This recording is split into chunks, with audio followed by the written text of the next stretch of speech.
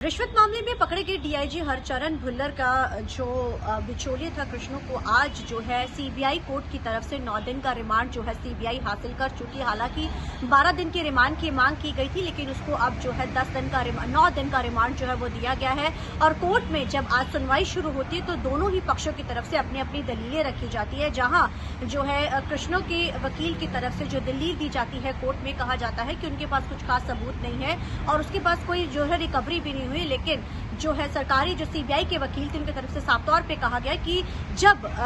हरचरण भुल्लर के घर जब रेड की जाती तो वहां से एक डायरी और बहुत सारे सबूत ऐसे मिलते और 100 GB का एक डाटा है जिसको अभी रिकवर करना है और उसके बारे में जो जानकारी है वो भी हासिल करनी है। और कृष्णो वो एक अहम कड़ी है जिसके थ्रू सभी जो लेन देन पैसों का होता था, जितना भी कुछ जो मेन काम होता था वो सिर्फ कृष्णो के थ्रू ही डीआईजी भुल्लर करवाता था। वैसे में ये अहम हो जाता है कि जो 9 दिन का रिमांड इसको दिया गया है, इसमें पूरी जो है इस चीजों के लिए जांच करनी है कि आखिर किस तरीके के साथ ये लोग जो है डीलिंग करते थे, किस किस को ये टारगेट करते थे और क्या सिर्फ डीआईजी भुल्लर के सिवा और कौन कौन ऐसे ऑफिसर्स थे जो उसके अंदर जो शामिल थे। और जो 100 GB का जो डाटा रिकवर करना है, जो लैपटॉप है, जो तमाम चीजें हैं उसके बारे में भी जो है जानकारी वो सिर्फ कृष्णो से ही मिल सकती है। ये सब दलीलें आज जो है कोर्ट में दी गई हैं। हालांकि पहले ही डायरी और कई सबूत ऐसे जो है मिले हैं जिसके बारे में भी उससे जानकारी जो है लेनी है। हालांकि रिमांड जो है 12 दिन की मांग की जा रही थी, लेकिन सीबीआई को जो है 9 दिन का रिमांड हासिल करने में कामयाब हुई, यानी कि 9 दिन का रिमांड मिला। और इस 9 दिन के रिमांड में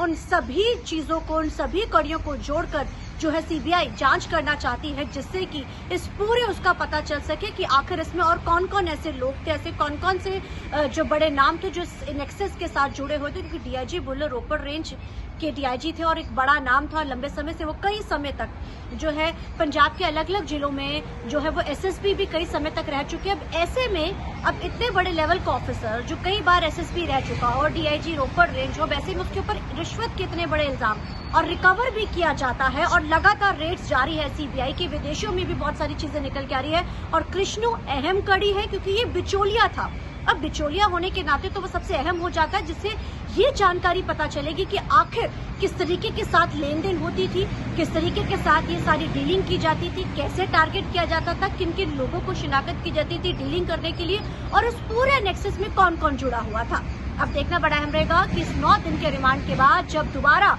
कृष्णो को सीबीआई कोर्ट में पेश किया जाता है तो क्या फर्दर रिमांड की मांग की जाती है या फिर इसको जुडिशियल भेजा जाता है और कौन कौन सी चीजें जो है सामने निकल कर आती हैं। चंडीगढ़ से TV9 के लिए मनप्रीत कौर।